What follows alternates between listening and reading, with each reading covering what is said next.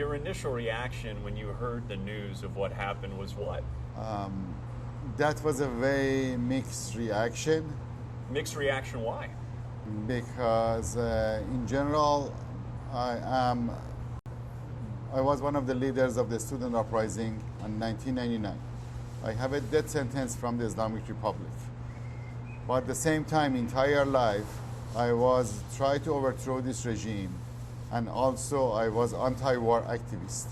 So that's a very complicated scenario for me as a person to always be opposed the war, and they try to overthrow this regime. That's a little complicated for me because I don't like to see any war. I don't like to see any civilian get killed. I don't like to see any American service member get killed. I don't want to see any Iraq or Afghanistan or Libya repeated.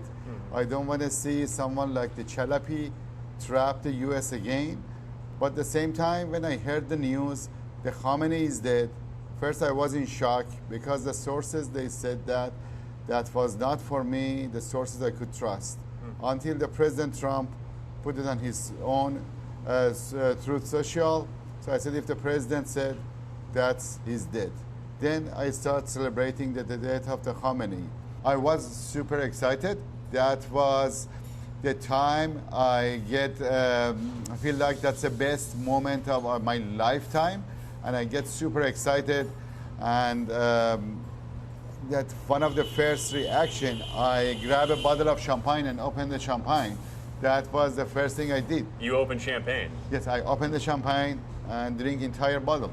In January, everything changed, not only for me, I think for entire nation. After he killed 40,000 people in 48 hours. And the protest began. Yes, and I think that was the best outcome we could imagine from this scenario, which in general, in the larger part, I don't agree with the war.